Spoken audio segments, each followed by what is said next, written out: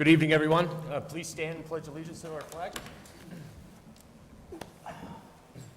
I pledge allegiance to the flag of the United States of America and to the republic for which it stands, one nation, under God, indivisible, with liberty and justice for all. Thank you, everybody, and welcome. Good evening. Thank you for attending tonight's debate. I know it was a little bit last minute, but thankfully we were able to pull this all together with everyone. I want to welcome all our candidates here, and those who are not here. We have statements from them. With that being said, I'd like to introduce my fellow moderator, Brooke Wren. Hi. And who had the pleasure of meeting the other day, and here we are. So thanks again, everybody. I'm sorry, you didn't introduce yourself, sir. And my name is Brandon Hill. That's me. So, sorry. Thank you, sir. Yes. Good evening, everyone. Thank you all for coming this evening. Elections are important, and this is a great opportunity for you to get to know the candidates. I would like to take a moment to say thank you to Brandon. Brandon took the time to coordinate this debate for all of you this evening. Lost my place. There's a lot of work that takes place putting an event like this together. I'd also like to thank Tristan LaLiberty. Even though Tristan couldn't be with us this year, he still took time out of his busy schedule to help organize the room for all of you. There are two candidates running for school committee. Both candidates are running unopposed, but would still like the residents to hear from them. The first statement is from the current chair of the school committee board, Jessie Harrington, who I'm going to read her statement for her. Jessie Harrington, better known as Jessie, is currently the chair of the Auburn School Committee. She's in her 9th year of service and enters the election for the 4th time. Jessie is the mother of 2 teenage girls, ages 13 and 16. For the past 9 years, Jessie has been an active member on the Strategic Planning Committee, creating and enhancing the curriculum for all students that attend Auburn Public Schools. During the pandemic, Jessie joined forces and had the honor to collaborate with the Auburn Public Schools administration, teachers, students, parents, and other stakeholders to conduct an equity audit of our district. Jessie was also a member of the Stabilization Fund Committee, an account earmarked to help curb the unexpected special education costs that arise, therefore saving the taxpayer from bearing the added expense. Volunteering in the community has been and continues to be Jessie's true passion, and one that she finds truly rewarding. For the past 5 years, Jessie has been an active board member at Auburn Youth and Family Services, as well as a volunteer at the Auburn Senior Center. 6 years ago, she started a weekly club that promotes socialization for the seniors at the Senior Center. This club continues to meet every Monday. Jessie is humbled by the support she has received from the Auburn residents over the years. She asks for your continued support and vote in the election on Tuesday, May 16th, so she can continue to serve the great town of Auburn and the Auburn Public Schools. And I'm reading for Stephanie Parker. Stephanie Parker is also running. Stephanie Parker is a proud Auburn resident of 14 years, and in that time has grown to love the town and truly believe that she is an Auburn Rocket. She recently signed up her son for kindergarten and looks forward to, with everyone's help, supporting him and all the other kids in the Auburn Public Schools. As a senior executive administrative assistant for UMass OBGYN residency program, she feels that she has a lot of skills to bring to the table. She is excited to support both Auburn and the Auburn Public Schools. Go Rockets. There are 2 people running for Housing Authority, Wendy Steinhilber and Wayne Page, who is currently serving on Housing Authority. Wendy was unable to attend this evening, but has prepared a statement. I asked Scott Wren to come to the podium so he could read Wendy's statement.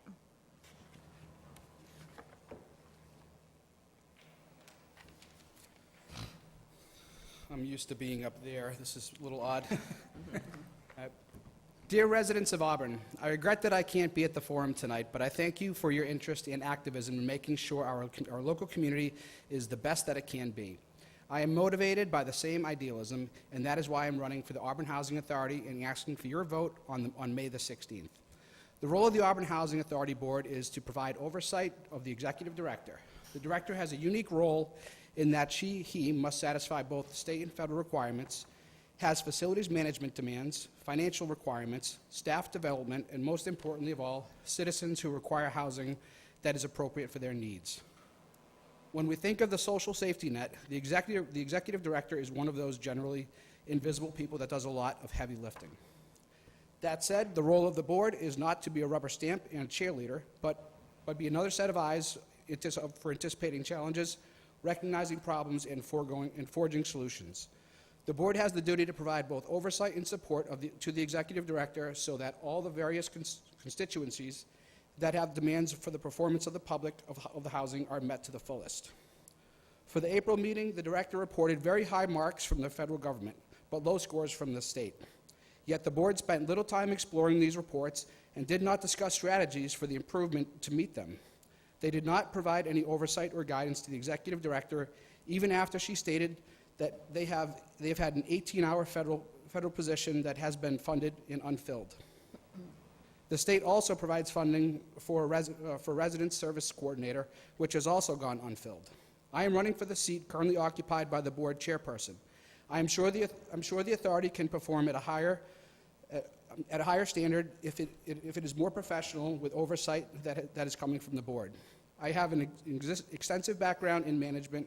I have worked directly for the Housing Authority for family members and have had two vastly different experiences.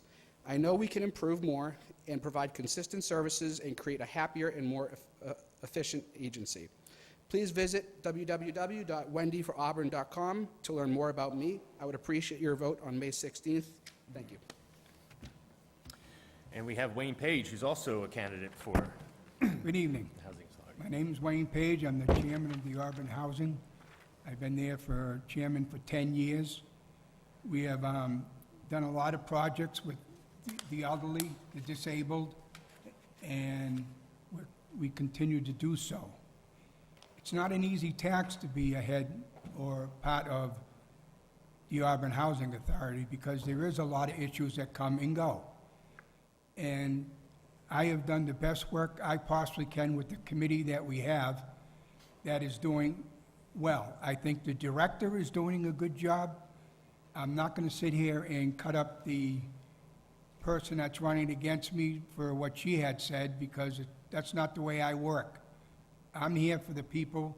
I'm here for the low-income people, and I don't want to see them get hurt, and I will do everything I possibly can humanly to take care of them as I have in the past. And if you know and seen me in many of my committees that I've been on, I am not a rubber stamper. I'm far from it. And I'm going to leave it at that. I just want to thank you, and hopefully you'll vote for me. All right. Thank you. So with every debate, there are rules, and tonight will be no different. We ask the audience refrains from making comments and allow the candidates to speak freely. The candidates may not interrupt one another. We ask that the candidates be respectful of one another. Each candidate will give an opening statement. Each candidate will have 2 minutes to answer. The moderator will give a 15-second warning to let the candidate know that 2 minutes is almost up. Each candidate will give a closing statement, and the moderator, the moderator has the right to interrupt if they feel that the candidate is not answering the question that was asked. We are going to begin with the candidates running for town moderator. Unfortunately, one of the candidates, Charlie Baker, was unable to attend this evening and has written a statement. Scott Wren has been asked to read Charlie's statement. Scott, would you please come to the podium?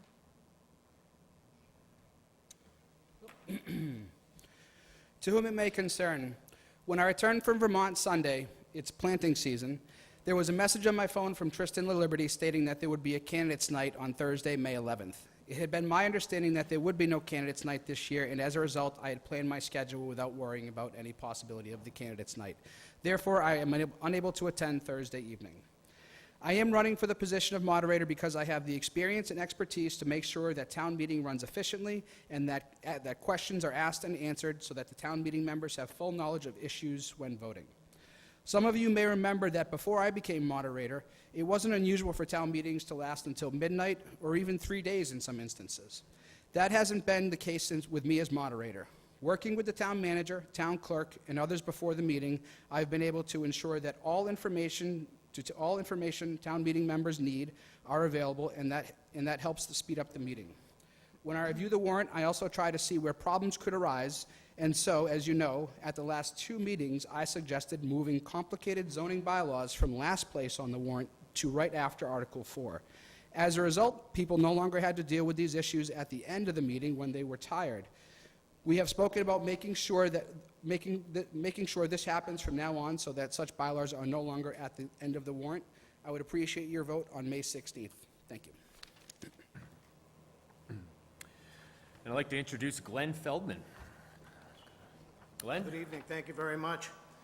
First things first, I'd like to announce that my wife and I will be celebrating our 38th wedding anniversary next Friday. Congratulations. She's a wonderful woman. We also have a wonderful daughter and 2 grandchildren, ages 15 and 26, that live on the Cape. Great friends and neighbors. I have a job which I also love. I work for Worcester County Air Freight right here in Auburn. And I try to keep a positive outlook whenever any issues come up or any problems come up. And I think I will let that be the driving force if I'm fortunate enough to become the town moderator. I've been a town meeting member for 17 years and have yet to have the opportunity to actually debate my opponent live, as Mr. Stencil was unable to attend last year as well. So I'm starting to think I might be a jinx. But over the last 8 years, there has been quite a bit of upheaval between the gentlemen that have been at the helm as a town moderator, and I would like to offer my services, if I become the town moderator, to offer some stabilization and some strength, some extra strength to the town moderator's position, to start building town meeting and the attendance where we've always had a lot of problems, and try to get people there on time, which would be a big plus. I am Glenn Feldman, candidate for town moderator, which is, from what I understand, a position of potentially great power and impact on the town. I do not seek this position to gain any level of power or influence. I seek the moderator's position only to do a good job, to serve the citizens of the town, and more specifically, the town meeting members whom I hold in the highest regard and esteem. I have no ego. I have no axe to grind. I have no agenda. I just want to learn and listen and serve the town of Auburn that I love so much. And I'd like to urge everyone to please get out and vote on Tuesday. It would be so nice to see a large turnout this year. It would make everyone's chances so much better. If you elect me as your next town moderator, you will find me to be fair, honest, and in a quest to retain my integrity at all times and the integrity of town meeting. The moderator position is to be treasured by those who hold it. That is my solemn promise to you, and if you elect me on Tuesday, I will follow through on that promise. Thank you very much. All right. Mr. Feldman, question to you, sir.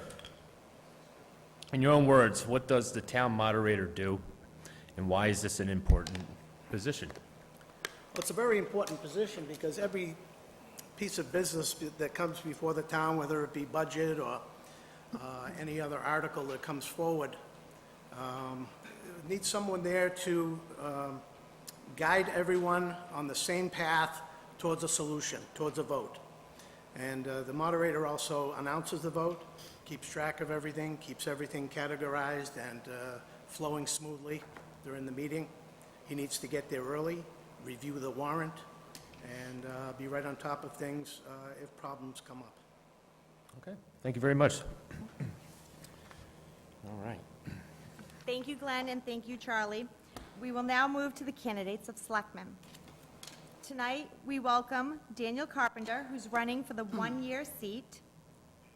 Wanna give a wave? We have Ann Kavanaugh, Danny Largess, Todd Corain will be here, and Wayne Page.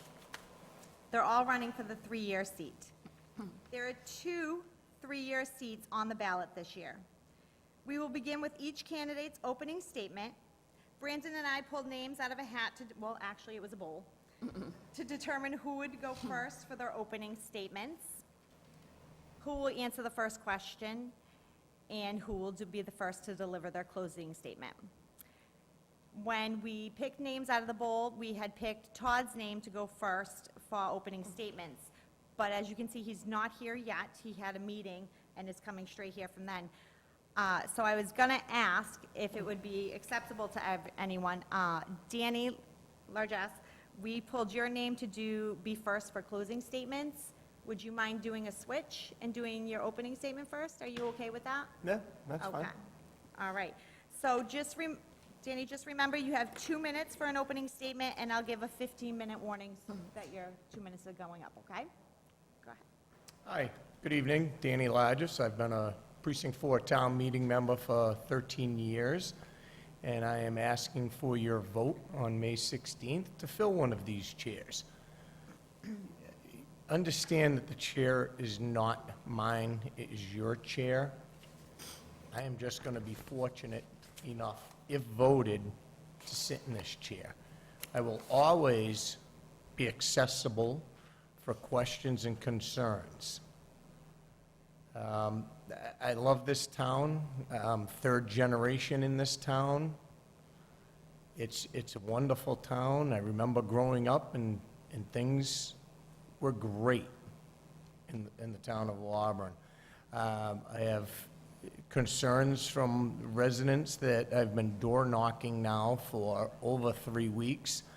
And there are 3 major concerns that I'm sure we'll get into in the questions that are coming. And we'll move on to those, and hopefully you people who know me, you know I'm a little rough around the edges, need a little polishing, but I will do my best. And I will never, ever let you down, that I hope. Thank you. Thank you. All right. Next, I would like to have Wayne give his Your opening statement. opening statement. Sorry. That's okay. Thank you. Wayne Page, I'm running for selectman as housing authority too. You can do both. I've been married for 43 years. I have 3 children. I lived in Auburn for 40 years. And I'm going to say a list of the committees that I have been on over the years.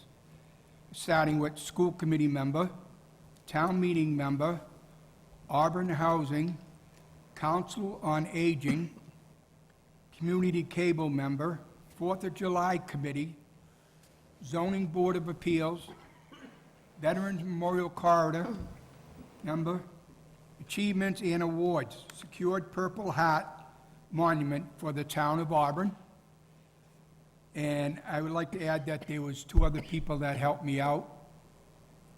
And Service to the Community Award, Lorraine Glick Nogren Community Service Award, Recognition Awards for Veterans Committee, and I got 6 proclamations from the State Senate. And that's basically it for my committees and stuff like that. I want to be your selectman to support you, the people. No special interest, no nothing. You get everything directly from me.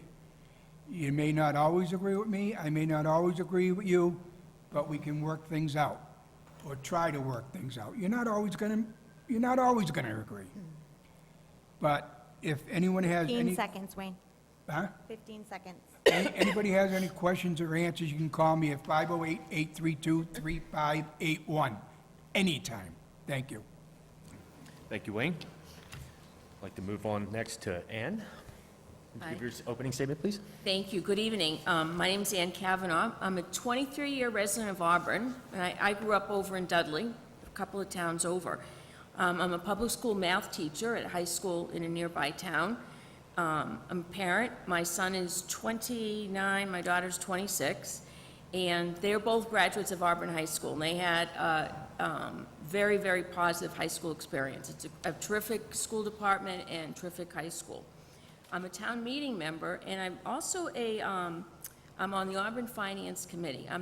I've been there for just over 20 years. I didn't look up the exact date I got on, but I know it's more than 20.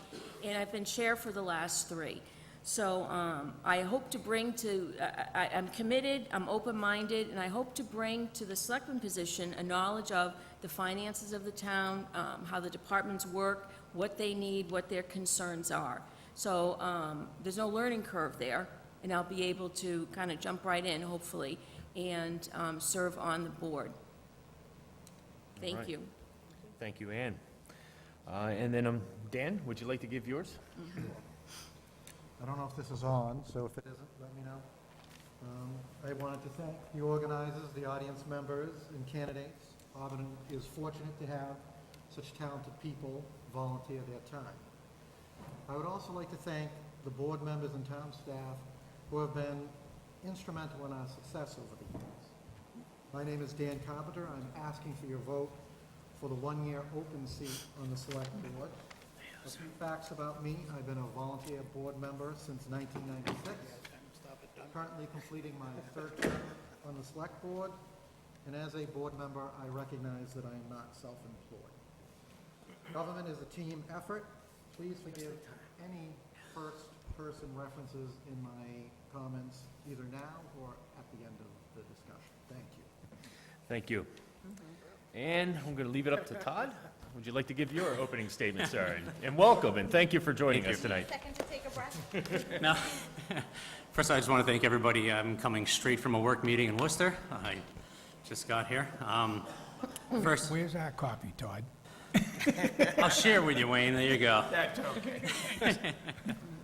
First, I just want to thank Brandon, Tristan, who I don't believe is here, probably watching on TV, and Brooke for organizing this forum, and for Chris for agreeing to be here at a video, so residents who cannot make it in person can hopefully watch it before voting on Tuesday.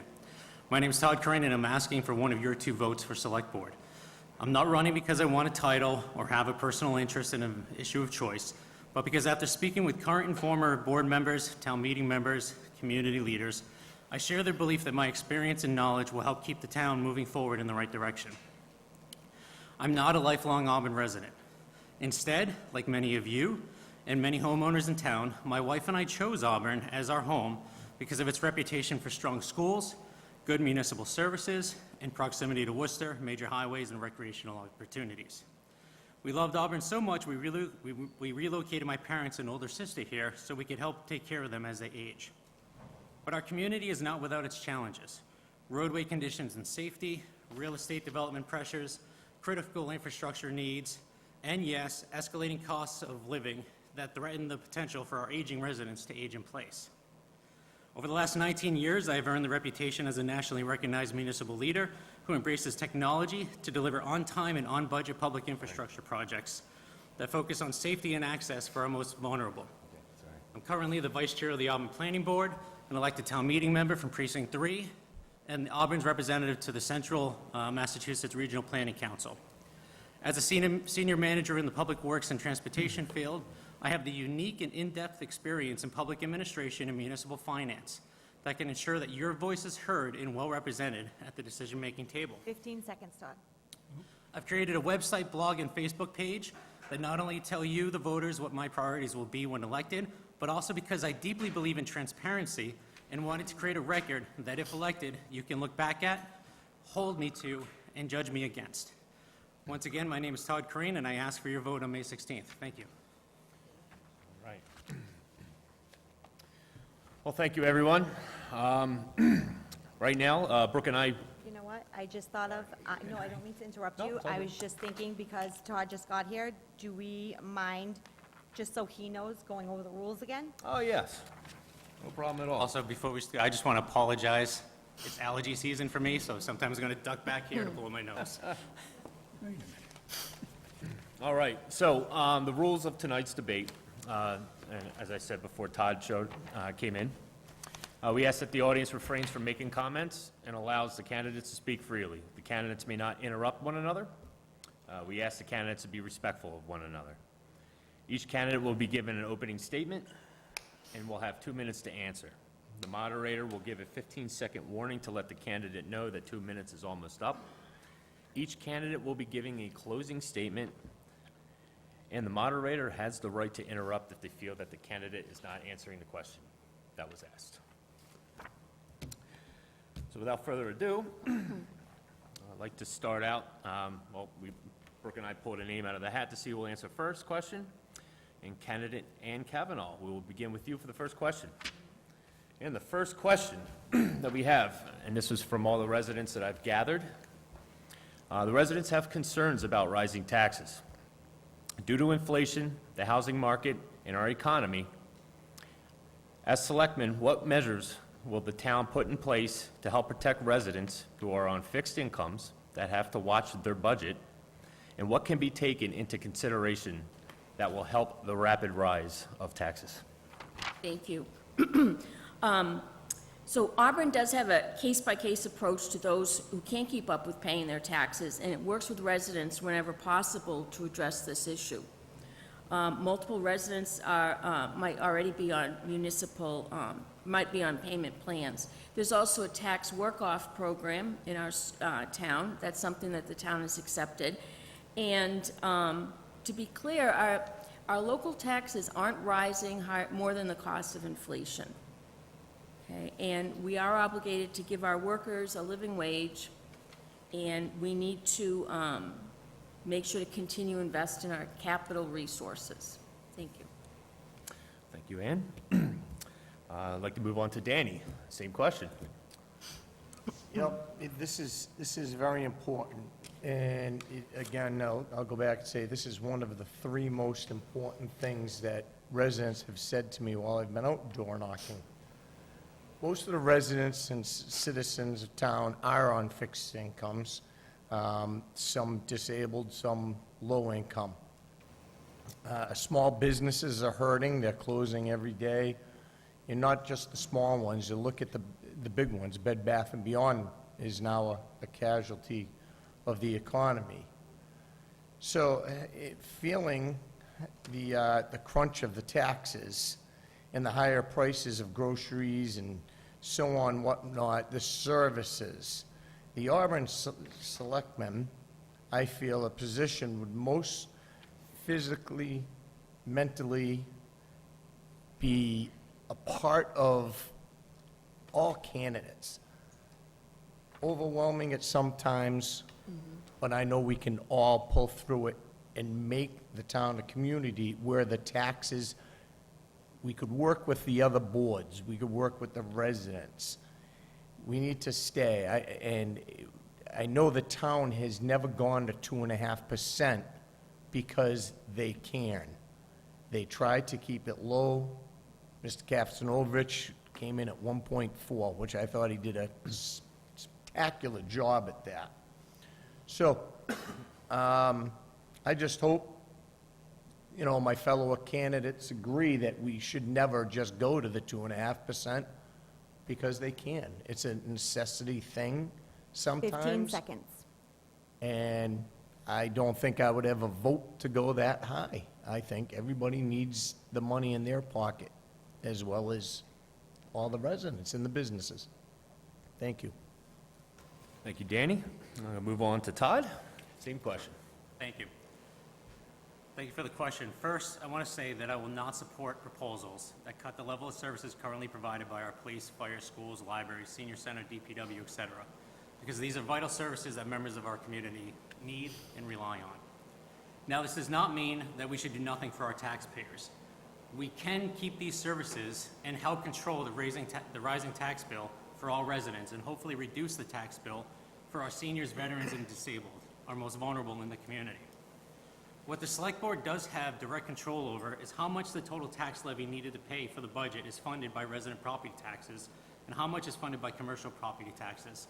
The select board does not... Todd, I'm sorry, can you Oh, pull the mic sorry. down? I just want to make sure, I Yep. stopped the time, don't worry. No problem. The select board does not set the tax rate, but they do set the percentage of the levy that is placed on residents and commercial businesses. In my opinion, we need to stop putting more and more tax burden on residences by only raising their tax rate while not raising the commercial tax rate. That's what we've been doing by voting to move us towards a single rate instead of the dual rate.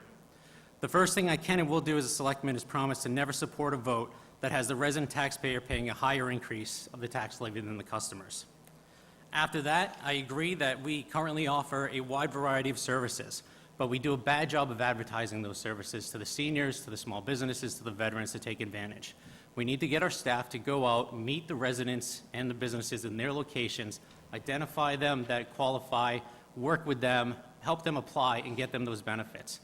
After that, if there's a certain percentage that we think are not getting enough, we can then work with the state legislature to up the amounts through enabling legislation to both make a broader range of seniors that are eligible for these tax rebates, as well as a larger numbers of the commercial equities that rent to small businesses, so we can increase that 1 million to 2 million, 3 million, or 5 million through enabling legislation. This will directly help seniors, veterans, disabled, as well as commercial entities, commercial businesses that rent to the small businesses, and help them actually lower their tax rate. Finally, the best thing we can do is, the tax rate is not what makes your tax bill so high. It's the assessments. And in good market times, your assessments go up, and in bad market times, your assessments never come down. There's other municipalities throughout the country that do it differently. They cap 15 the size seconds. of the assessments at 2%, so that assessments cannot increase higher and higher and higher. I would actually work with the town to identify the permissions needed to implement something like that, because that's the best way that we can slow the growth for everybody and probably reduce the tax bills on, again, seniors, veterans, and disabled. Thank you very much. And Mr. Carpenter? I will say I'm at a disadvantage. I just got the questions, but the good news is I have a lot of these things in my summary of what I've been working on. So for rising taxes, the select board, with me voting in the affirmative, has twice gone to town meeting, created a working group first, and created articles to increase those exemption amounts up to the maximum allowed by the state. Recently, I've been fortunate to meet with Senator Moore, and some of the things I really didn't coordinate with Mr. Corain. I actually met with him a couple of weeks ago.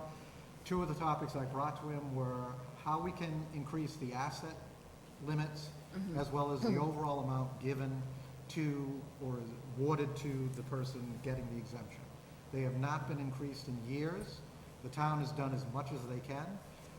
We do have two programs, the senior work-off program that has kind of hit a bit of a speed bump since COVID. We also have a volunteer, a veteran work-off program where a veteran, whether they can physically do the work or not, they can nominate somebody to do the work for them that will qualify them to have a lower tax rate. So I supported all those things. I will continue to support and would certainly join in trying to work with our legislative team to get these things accomplished, that we can increase those asset limits and increase the awards given to our residents. Awesome. Thank you very much. And Mr. Page? Yes, thank you. You're welcome. First, I'd like to say, as far as the tax work-off program, that they should see if they can do it up so that more people, seniors can get it, veterans and seniors can get it, instead of leaving it at it is now, because it's still not enough to help out people. We need to figure a way to help our seniors out. All our taxpayers are getting hit hard. We just got over COVID, and it's over today. As far as the mask mandate and stuff goes, I'm glad of that. But a lot of people are still falling behind because of that. And their daily day things they're doing, people losing their jobs, seniors can't live in their houses anymore, they can't pay for the medicine. I mean, it's just so much And it's hurting everybody. Everybody, from the middle class down, is getting hurt very bad. They have to live it every day. And another thing I would like to do, which would have to be investigated, is to see if we can stop charging so much on taxes to these elderly when they hit 70 years old. See if they can drop the tax rate down for them. And I think, which some of my candidates won't agree with, but I think we should be raising the businesses' taxes more and the residential taxes less. They're making the money every day. I mean, even looking in your products today. 15 seconds, Wayne. Okay, everything you buy today is half the size it used to be, and you're paying more. People need a break. And hopefully, if I get in there, I will do something about it, and I will fight for you, the taxpayers. Thank you. Thank you very much. All right, we're going to move on to the next question. Next question is, I already had mine. okay, cool. I already went. Since the schools hold so much of the budget, with so many families in our great town, and so many families to our great town, who are moving in here, if there is a need to increase the school's budget, would you all be supportive? Also, what do you see as the relationship between the Board of Selectmen and the school committee? And I'm going to start off with Mr. Largess. Please Thank you. proceed. Thank you. Since the schools do hold the majority of the budget, with so many families in town, there is the need to increase the school budget, I should say, if there is an increase. Would I support it? I don't. I would really have to look to see why the school budget would have to be increased. And if a selectman was looking at just the school department, it's not that selectman's job, it's the school department's job. School department handles their budget. The selectman has to handle all the budgets, and they have to put the pieces of the puzzle together. Each board should be handling their own budgets. I would love to have the honor to be working with them and trying to figure the budgets out. It is, the spotlight in this community is the schools. Otherwise, we wouldn't have a beautiful high school like we do, a beautiful middle school like we do, and I'm sure there's going to be other schools coming down the pipeline. We have to work, again, with all the departments, and these are things that, after door knocking, again, that the people and concerns on the taxes, because they're afraid there's going to be 2 more schools coming down, or at least expansions of the schools. They have kids in Bremois School, and they see the 15 construction seconds. trailers out back, as well as Packagug. Thank you. Thank you, sir. I'd like to move on to Ms. Kavanaugh. Thank you. There's a healthy budget process right now between the school department and town administration, and I've seen those results as chair of the finance committee.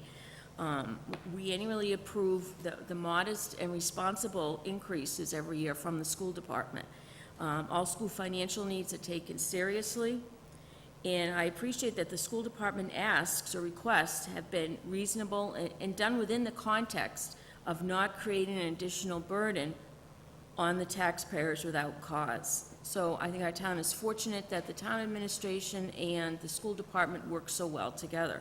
In some towns, that's not the case.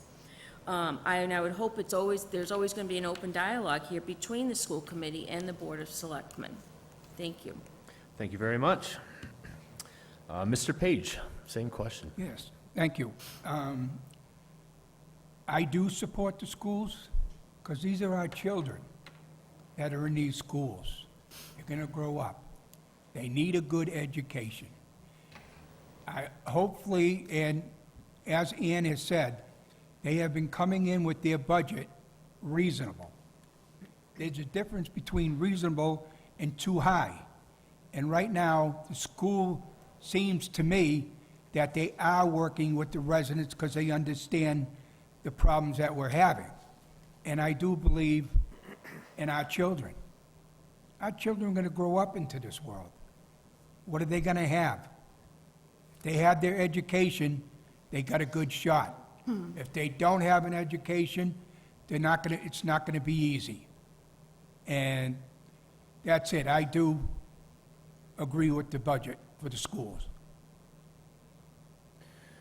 Thank you, Mr. Page. Mr. Carpenter? Thank you. Of course, none of us can give a blanket statement of support for any town department's request. The Board of Selectmen by charter actually has no budget responsibilities whatsoever.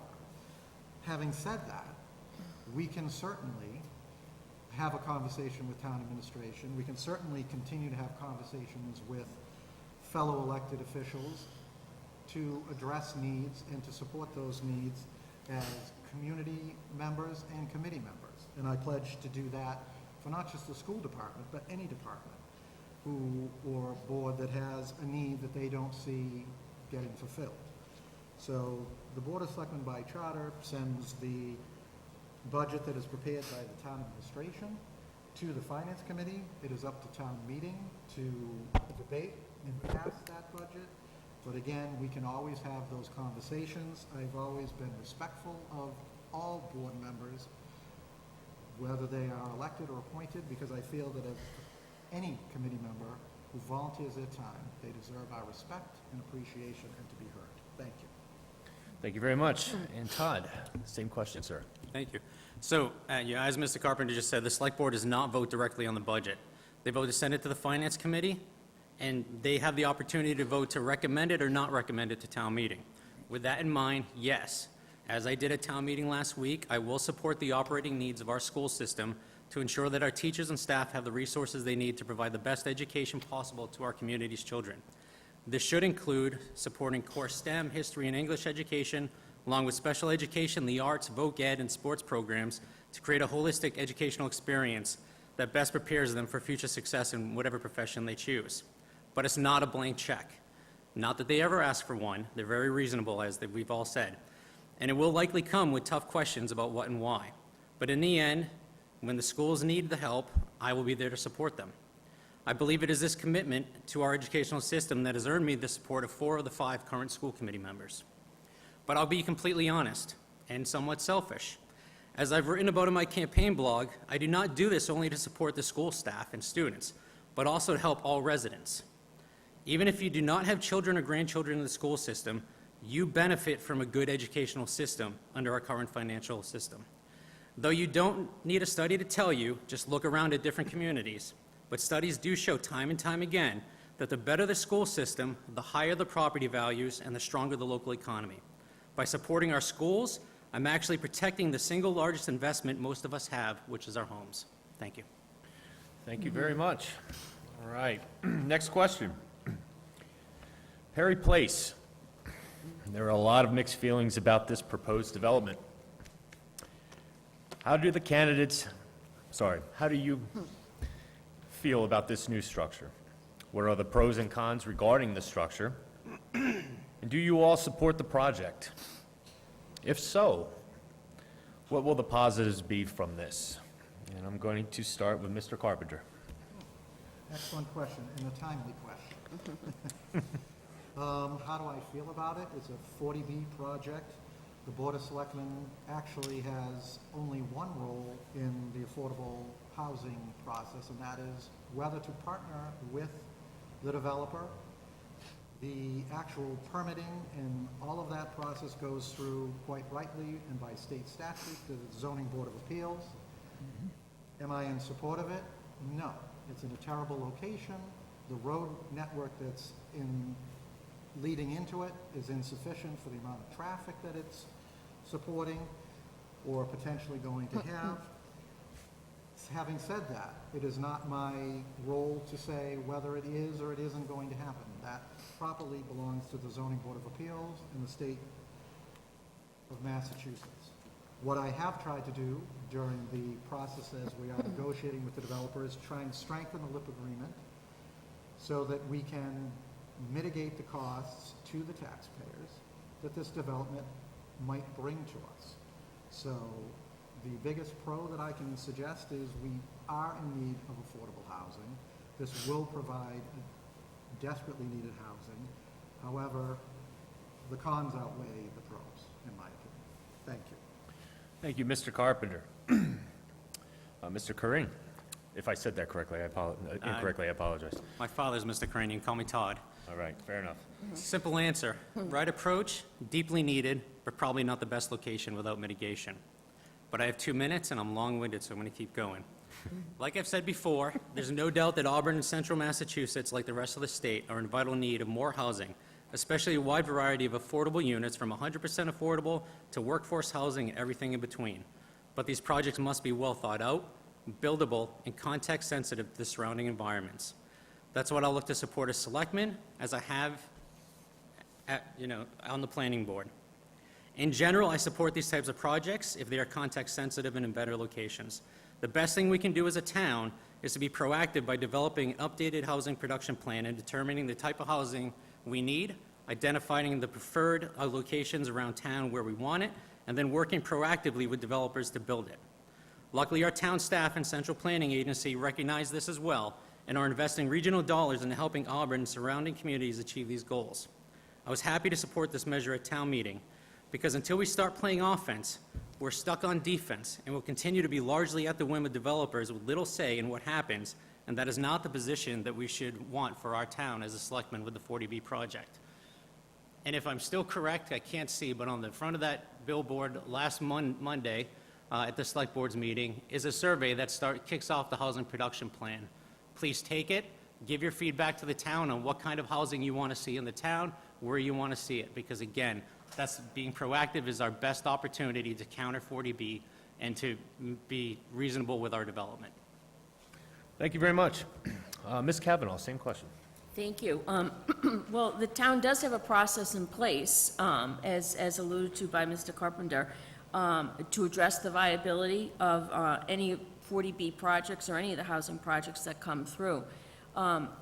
In the end, I'm not sure if the town has too much of a say in what is getting put, where it's getting built, where the 40B project is going.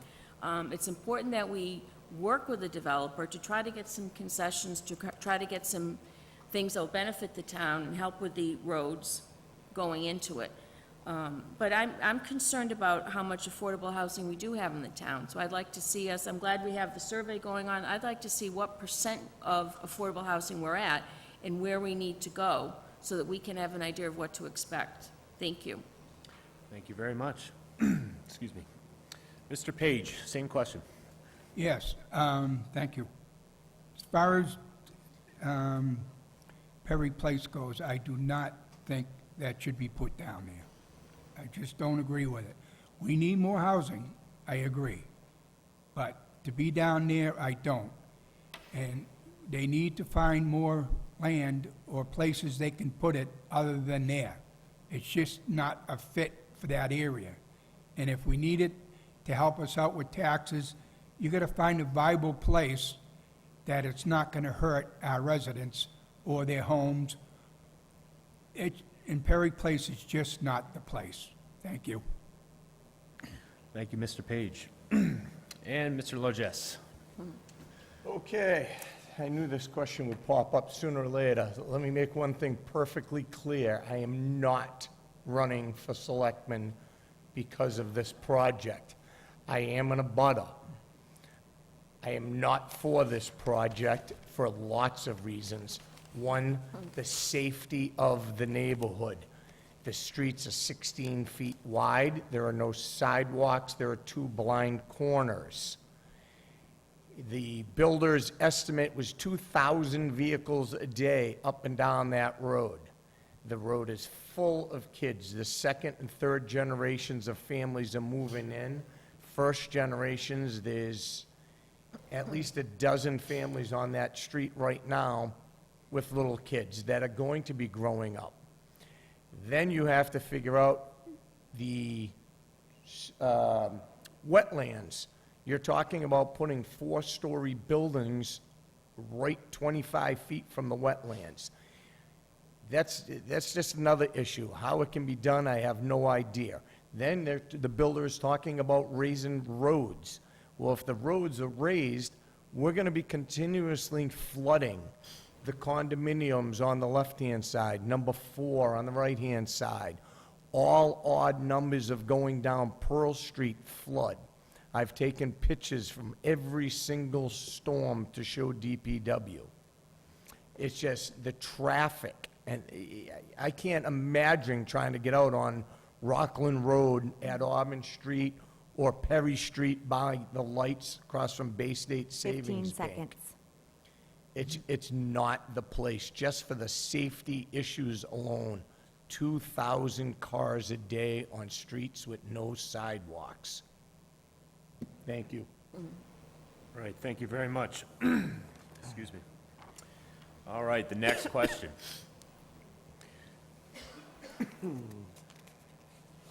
Do you support the additional real estate tax for the proposed municipal building? Or do you think that Auburn should retire some of the debt that is already active prior to jumping into another debt? And should Auburn form a community-developed financial institution? And why do we need to build a new complex where we can use existing space?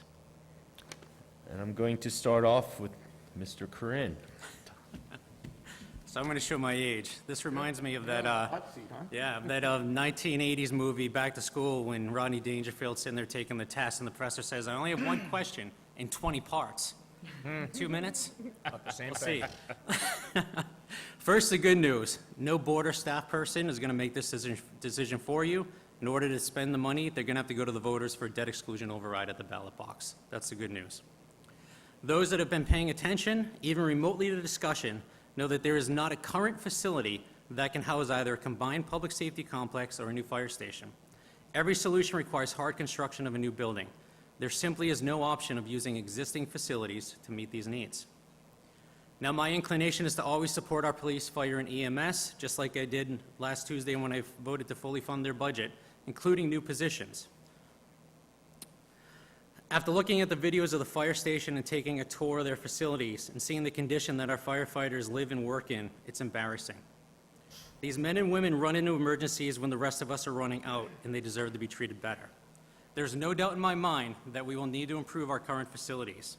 While not as concerning from a health perspective, the police station is cramped, was outdated from the day they moved in. However, I believe that the current joint public safety project represents an over-designed, ideal building that the town just cannot afford right now. As a board member, before I would vote to send this to the voters, I would ask that the design team look to value engineer the project to remove what's not needed at this time. I would ask that they go back to the drawing board and see if this could be built in pieces, fire station first, with the police station added on at a later time when our financial situation is better. At a joint meeting several weeks ago that Ann Wayne and I attended, the architect hinted and alluded that this was a possibility, so I pushed him to look deeper at that. Only after I'm convinced that all due diligence has been done and the 15 project is seconds. the right size, would I actually send it to the voters for a vote. With respect to the community development financial institution, interesting part of the question, though I don't see how it's related. These funds are typically federal dollars and private funds to support economic development and opportunities in distressed communities. Auburn doesn't necessarily apply for that. However, if there's some other outside thinking, I'm all ears. All right. Thank you, Todd. Same question to Mr. Largess. Jeez, at least I get number 2. When this first came to in front of me, and I was thinking about it, and I am a graduate of the 2003 CERT team, which works with the police and fire. I work doing what the tasks they ask.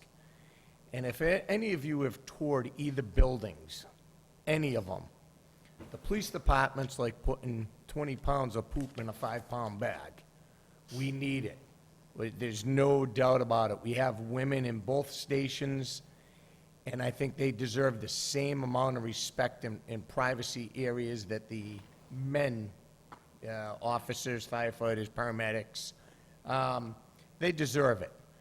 And again, like Mr. Crane said, I believe it is an overshot. There is wish lists and want lists.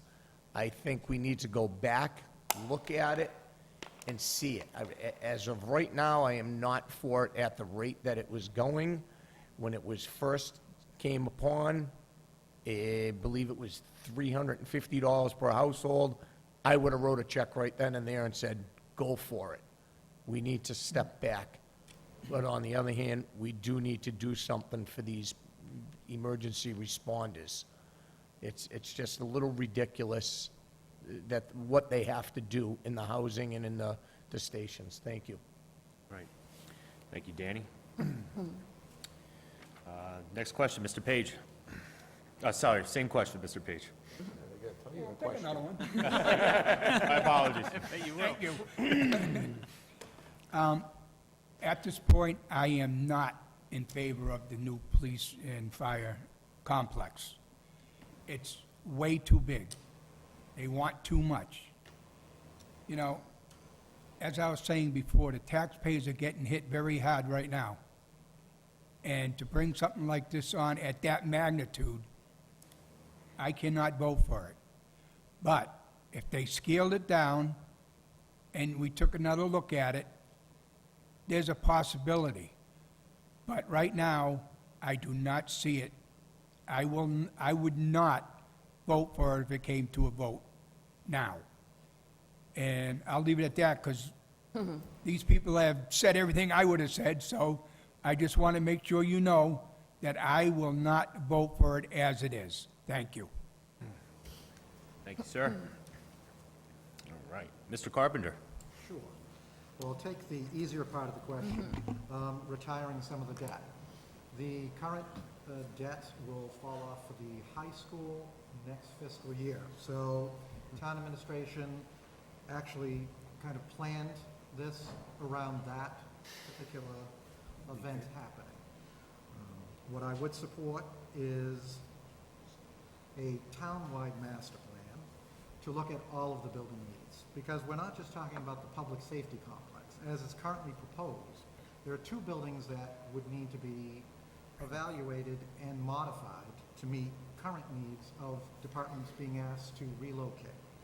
So it's not 78 million, it's 78 million plus whatever these items are. I did talk to the former town manager about this when we were in the early process. She chose not to include those in the cost estimates. I think that's a missed opportunity. Due to my research, I can tell you the fire department, how they operate now versus how they operated in 1964, and I'm not talking about volunteer versus professionals, are totally different. This structure is not adequate for the needs of that department. So we do need to do something. What that is, I will leave up to people who are better educated about building and subjects like that than myself. I will support holding public information sessions prior to setting any vote for a town-wide 2.5 override. So that is what I'm pledged to do on that topic. Thank you very much. And Ms. Kavanaugh. Thank you. Certainly, there's no denying that our public safety facilities need upgrading for safety reasons and operational reasons. I'm not sure if the project that's proposed and that's sitting out there is the one that would work.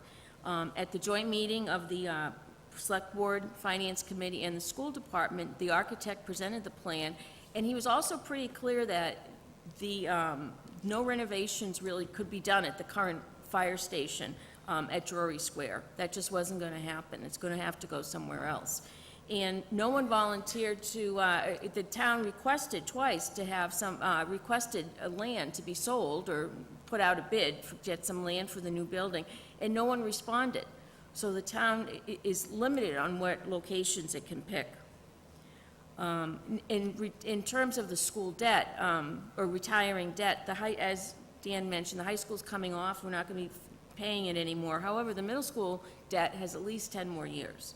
So I don't think we could wait until debt is retired, because that would be too long. I don't think we can wait 10 years to address the public safety facilities.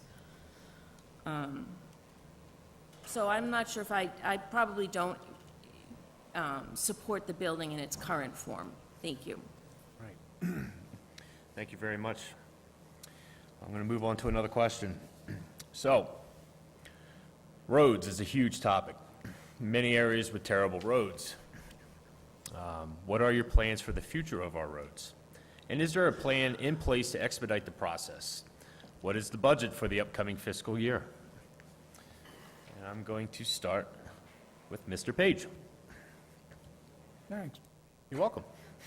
The fiscal year, the money we get from Chapter 90 funds is approximately $600,000. And we get our CIP, which they can use for roads, with $100,000. And then we got the engineering is $525,000. And it's quite a bit of money, but when you're doing roads, it doesn't last long. Roads chew up money by the foot. And you gotta do drainage on some areas. But my recommendation would be to see if we could get more in our Chapter 90 funds to support it. We got representatives should be going out there and fighting for us to get more money. I don't want to go to the taxpayers and get more money. I want to go through the state budget to get the money, even though it is a tax in general. Everything's a tax these days. And build it up that way and get it up so we can get these roads done. And we got to make sure, like, I don't know how everybody feels about Dury Square. I think it looks good, but I don't think the whole idea of it worked out quite right. And if you look, there's lights down on Brotherton Way that have been broken for months that are still broken. I mean, they're not being taken care of the way they should be. We need to get 15 seconds. stable, what's that? 15 seconds. Oh, I'm sorry. We need a stable plan so we can get these roads done with minimal cost and help out the residents with these roads, because they are terrible. Thank you. All right, thank you, Wayne. Todd, same question. So I'm going to try to make this short because this is literally what I do for a living, and I've gone to conferences and talked about this for hours and hours, so I won't do that here because Brooke will remind me that I can't. So some time ago, our town established a program to repave all roadways within a 20-year period. Our DPW does a good job with the limited resources they have and the technologies they're familiar with.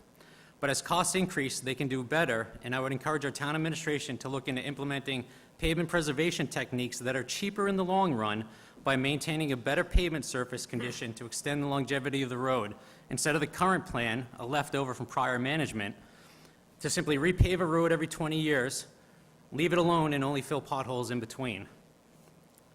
At the same time, the town needs to start getting serious about meeting our federal requirements to make our public ways ADA compliant, with sidewalks and curb ramps, and to improve safety by constructing more crosswalks, reducing motor vehicle speeds, and implementing other pedestrian and safety measures. Progress has been slow in the town to implement these types of changes, and while Auburn has been very lucky to avoid the regional and national trend of increasing deaths on our roads since 2020, the Auburn PD and Fire Department social media posts are filled with reports of crashes, and since we do not live in a bubble, it's only a matter of time before our luck runs out. This is something that I am nationally recognized for, and I will push for improvements through education, engineering, and enforcement. With respect to the funding, as Wayne said, we rely mostly on Chapter 90 funding for this. Chapter 90 is a formula-based aid program that's based on residential population, employee population, and roadway mileage. That's it. It's not through the state legislative influence of our representative delegation. I know I've testified on behalf of my municipality that I work for, advocating for larger increases. Essentially, my plan is to actually increase money by use of free cash and not tax revenue. Free cash is the unexpended revenue from the previous years. It doesn't cost the taxpayer anything. We already have that money, and we can put a certain percentage to use to it for our roadways as other municipalities do. Thank you. Thank you, Todd. Danny, Logis, next same question. Well, all the figures that Mr. Crane and Mr. Page is giving you are correct. Door knocking through the Briarcliff neighborhood, Bryn Mawr Ave Extension neighborhood, they're all thankful for having Bryn Mawr Ave Extension done. But then they complained, now it's a raceway. So I looked at it, I says, well, you wanted the road done, which I think it's great, but now it's a raceway. I says, how do we make everybody happy? We need to put law enforcement out there, slow them down. As far as repairing the roads and everything, I think the answer is probably right in front of our face, and we all pay it. We all pay our excise tax. Why can we not use our excise tax to repair the roads? You're driving your vehicles on them, correct? Let's use the money for what it was meant for, paving, reconstructing, and doing the roads over.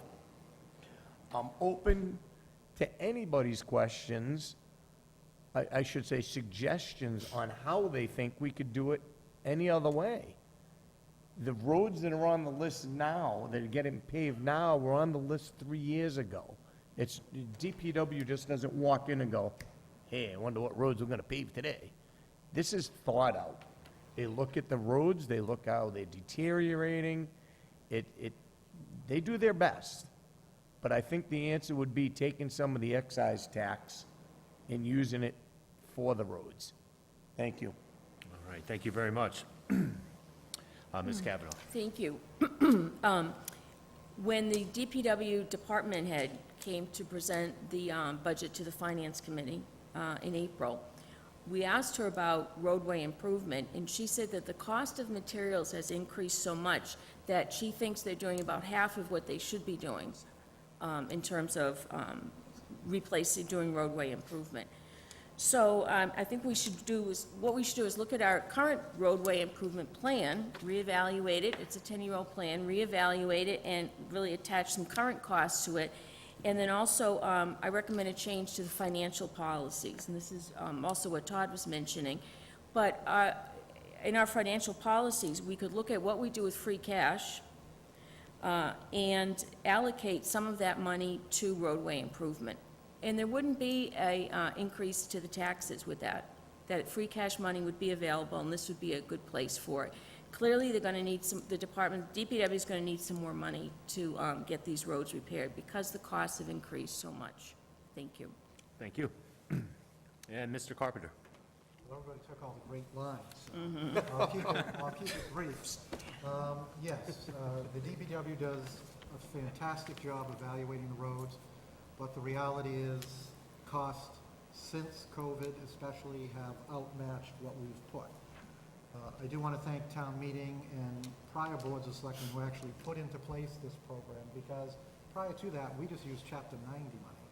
And that really that left us at a disadvantage 10 years ago, and we've been trying to play catch-up ever since. So I certainly will support any of the ideas that my colleagues on the stage have offered to face this problem, and I also look to the residents and anyone with specific knowledge on roadways to help us out, share your opinion, share your knowledge, because I may be a selectman, but I'm not an expert on every facet of life. So I need a lot of help, and I appreciate everybody's time. All right, thank you very much. We'll move on to the next question. I'm going to switch it up a little bit. So, 4th of July festivities.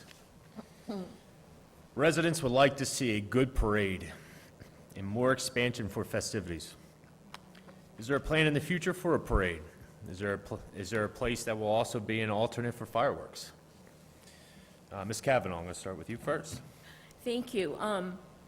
I'm not sure if we need an alternate to fireworks. I'm not sure if anyone has requested that, but that seems very popular. I know every year there's a July 4th program up at Pappas Field that's very well attended. People seem to really enjoy it, and of course, a lot of people like to see the fireworks.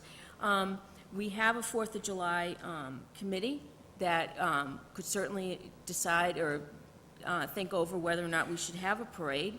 And certainly that's something I would support. It would be up to the town administration, also the public safety departments, to make sure that we can do it. We do have a Memorial Day parade, which is good, but I think that we're fortunate in this town. We have a nice recreation department that puts on the 4th of July program, puts on other events at Pappas Center, so certainly I'd like to see that continued. Thank you. Thank you very much. Oops, sorry. Mr. Carpenter, same question. Well, as Ann mentioned, this is actually something that the charter has given to the town manager. But just like my earlier answer, I am happy to advocate for any change. As for the change of fireworks location, my recollection is that public safety evaluated when we were holding it in Lansky Park, and there was a hazard to vehicles passing by on 290. So I'm not quite sure where people would like to move it to, but I'm certainly open to ideas. And I do agree, the parade is kind of brief, but it's also kind of a short road, so we can certainly work on that. Thank you. All right. Thank you. Mr. Page? Yes. I would like to see the parade back again. I ran the 4th of July committee for 12 years before the town had taken it over. And there's a lot of things that have changed since. We used to have booths with Boy Scouts, Girl Scouts, with a little bit of everything at Lemansky Park. And now we don't have it. We used to have the parade going down Bryn Mawr Ave. That's another thing I'd like to see back again. I mean, we lost a lot on the 4th of July as far as the parade goes. We used to have everybody walking in it. We had cars, we had trucks, we had animals, we had representatives, we had all kinds of groups, the VFW, everybody. And it used to be a great parade, and people loved it. And even when we stopped doing it, people used to call me and ask me, when can we get this done again? When can we do this again? And I don't know if they have it in the mix where they want to do it again, but believe me, I did it for that 12 years, and if they would want, I would be more than happy to help them set it up again. Because I think it's something, I think it gives pride to the people in the town to get to see this parade going through. So that's my feeling, and yes, I would love to see the parade back again. Thank you. Thank you, sir. Sorry. Sorry. Danny, next, same question. Sorry about that. President. I grew up in this town. I'm third generation. I remember what it was like going to the 4th of July festivities. Like Mr. Page said, it was the booths, the people that showed up. It was more of a community that bonded together to come out for one day for festivities. And Auburn, in my opinion, was second to none. Again, I served on the committee with Mr. Page for a couple of years. We brought animals, we brought farm animals. There was farmers that brought different kinds of birds for the kids to see. There was the dog parade, the bicycle parades. We need this. I would love to see a giant cookout, a chicken barbecue where the town came out. I'd love to see a friendly competition of a softball game between the police and the fire departments, just so all the residents get to know who they are, who is protecting them. You know, you pick up the phone, you call 911, you don't know who shows up anymore. Yes, it's somebody there to save your life.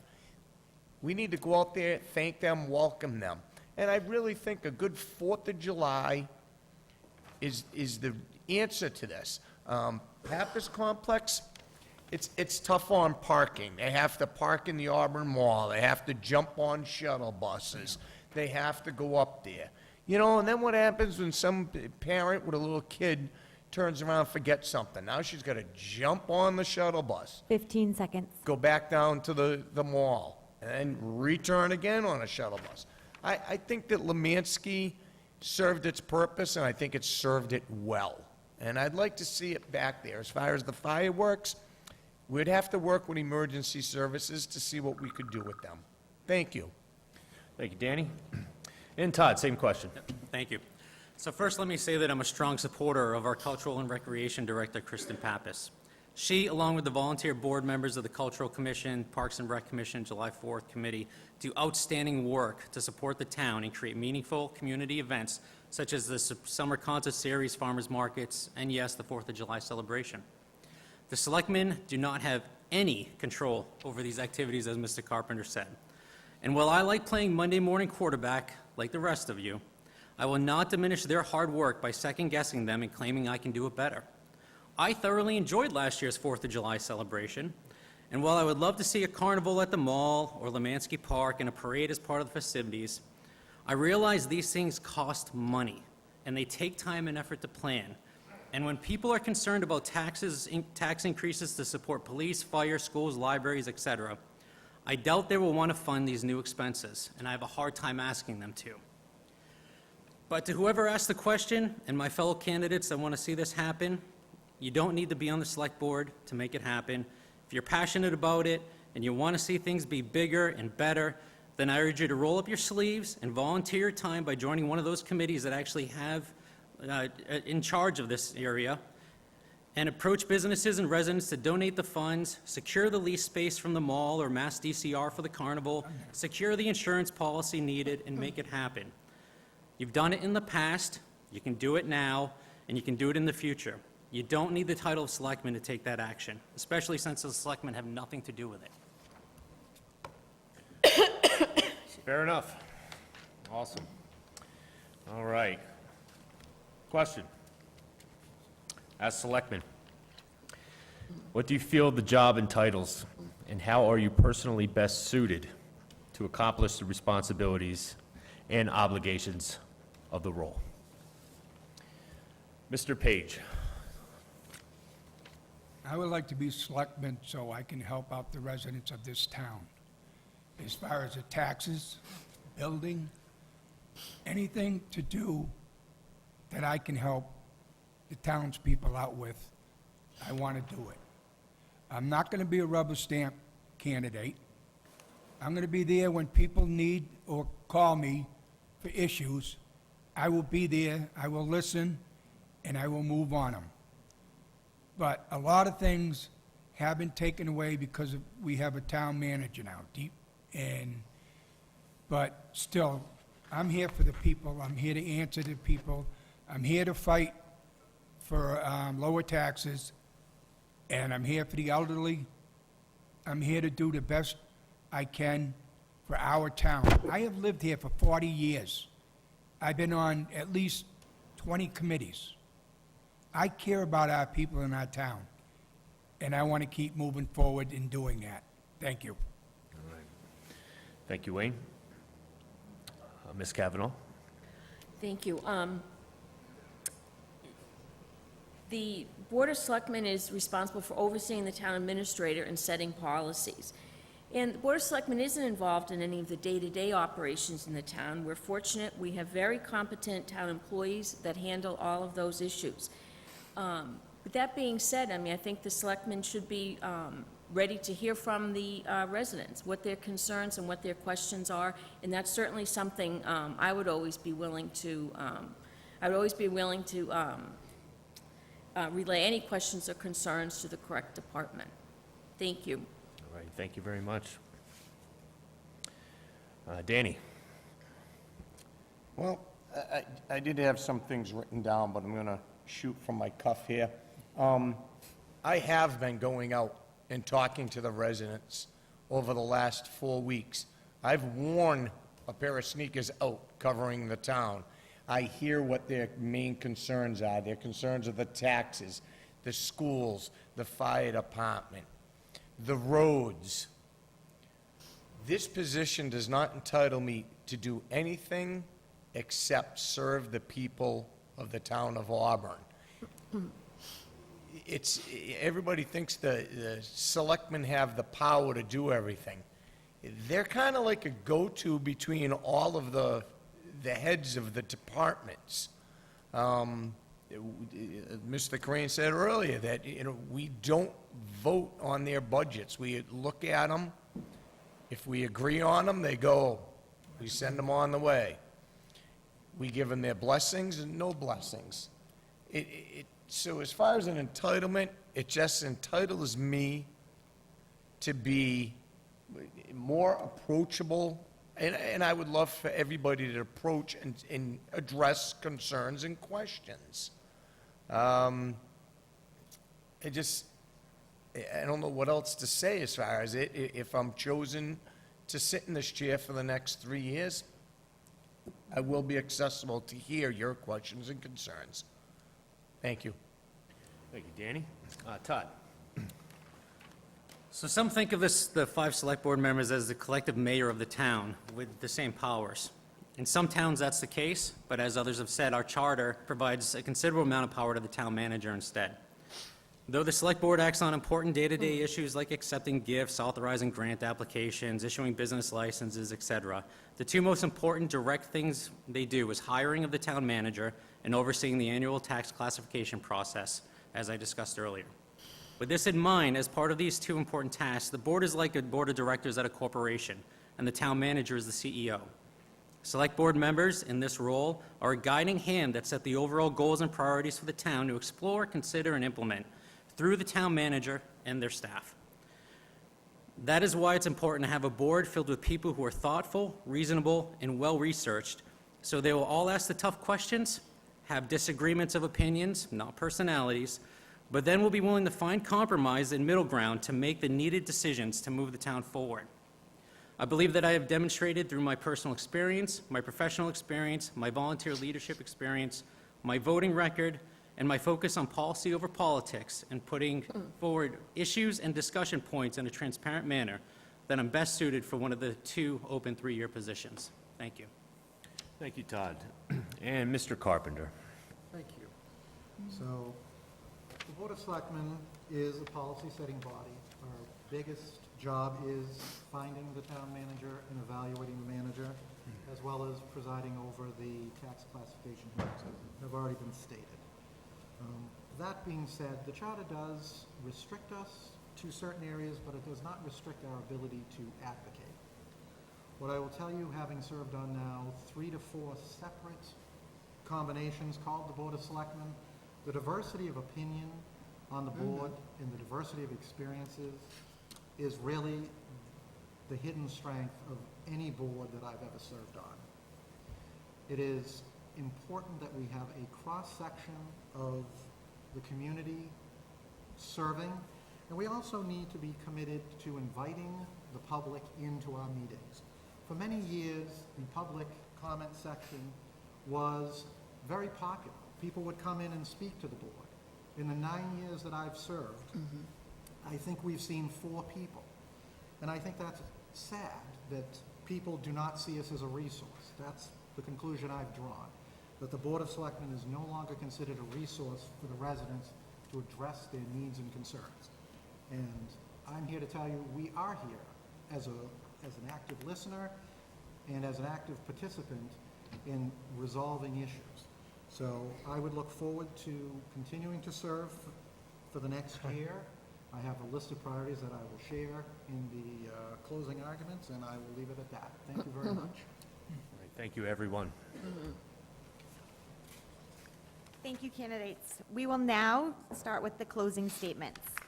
We will begin the closing statements from Todd Corain. You have 2 minutes for your closing statements. Thank you. So I'll end where I started first. Thank you, Brandon, Tristan, who's probably at home, and Brooke for organizing this forum.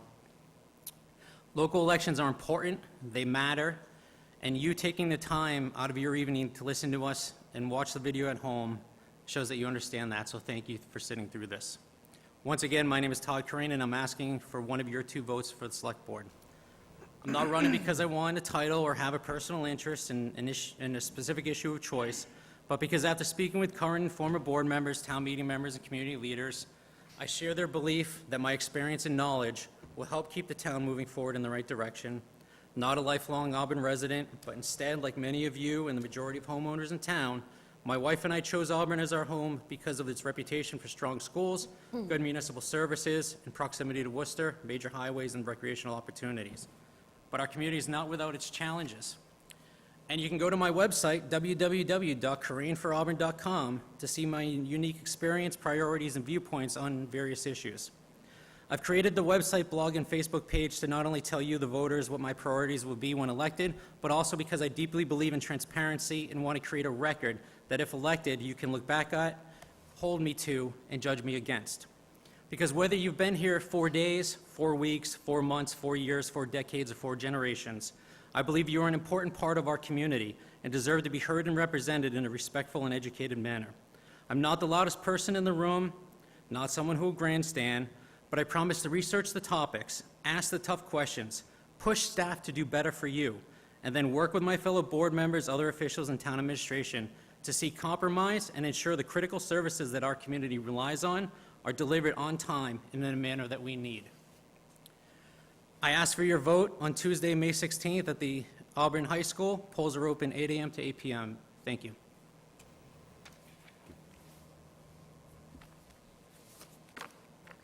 And now Ann Kavanaugh. Thank you. I don't have a list of priorities of what I would want to do on the select board, but I would want to address the concerns and issues as they come up. I've demonstrated over the last 20 years in the Finance Committee that I can be open-minded, committed, reasonable, and without an agenda. I don't have any acts to push at this point. I bring some knowledge about the town's finances and the departments and how the town works. And I understand what the departments need, and I'm always going to be available to hear from residents. So I'm asking for your vote on Tuesday, May 16th. Thank you. Danny Largess. Well, the only thing I can say is I have been here, my father before me, my grandmother before him. I've seen the changes in the town. I will be there to listen to the residents. I will be there to address their concerns. As far as raising the taxes to 2.5, where they could go, I will not vote for that. I'm kind of left at awe with some of the questions and the answers and everything. But I ask you for your vote, the other chair, on May 16th. I love this town.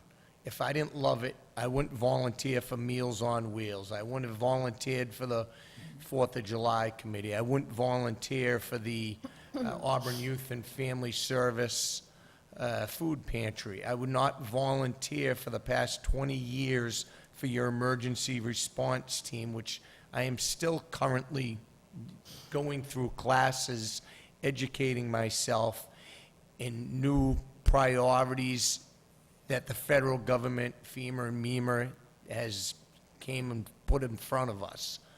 So those are some of the reasons why I ask for your vote on May 16th. Thank you. Wayne Page. First, I would like to thank all of you for coming out to listen to us tonight. And it's good to see so many people actually here tonight to listen to us. And hopefully you'll vote for me on May 16th. The one thing I didn't mention earlier was that I have done contract negotiations and millions of dollars of budgets for the school. And I do budgets and for the Housing Authority. And those are things I just missed. But I want to be here for you. I don't want to be here for a certain group.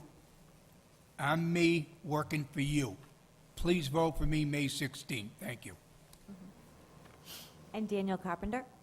Thank you. I want to start where I began by thanking the organizers, the audience members, and fellow candidates. I've learned a lot from all of you just from sitting here tonight, so it's been very informative, and I appreciate the opportunity to speak to you. Let me again start at before I go into my priorities, state that I want to hear from you. And these priorities may not be what you want to hear or what you want to see. So please contact me at dcarpenter@town.auburn.ma.us and share your ideas with me. But I do have some ideas that I would obviously need the support of my fellow board members. But these are things that I feel are very important. Informational sessions on the public safety complex, adopting a program where high school students can learn more about town government. We are in the process of developing that program, and it's close to being a reality. Discuss ways to broaden how we communicate with the residents and the businesses, including updating our town website. It's a great resource, but it is hard to navigate, and it is hard sometimes to find information that is current. I would also continue and ask my fellow board members to pursue ways to increase the asset limits and the amounts awarded for tax exemptions. I had spoken to Senator Moore about increasing the value of the small business tax exemption. Auburn is only one of 10 communities in the Commonwealth that adopts this. There is a caveat to this, though. If you do not own your business, there's no direct relief to the business owner. It goes to the property owner. So I would like to see that change as well. And I would also ask my fellow board members to review the board policies. Most of these have been adopted prior to any of us serving. And it's time that they be looked at to see how relevant they are and what more we need to add to them. So please vote on May 16th. Please consider casting one of your 3 votes for the Board of Selectmen for me. And I appreciate your time. Be well and have a good night. Well, thank you, everybody, for being here. Thank you, residents of Auburn. Just wanted to say that, as a taxpayer, as a resident here, I've been here 3 years. I'm originally from South Jersey. Don't judge me. I fell in love with this town when I first moved up here. And, I like to see this. This is what democracy, this is what our nation is all about. It's not about the left, it's not about the right, it's not about sexual orientation or religion or color of the skin. It's about human beings coming together to talk about things, to work with one another. I believe in bipartisanship. I love bipartisanship. I love the residents here. I love everybody up here. I don't know everybody, but I just wanted to say thank you all for being here. This has been a great night. I wish you all the best. Thank you. Everybody drive home safely. Be well. Thank you again. You got my vote. I'll vote for you. Well done, sir. Thank you. Well done, Wayne. Well done, Mr.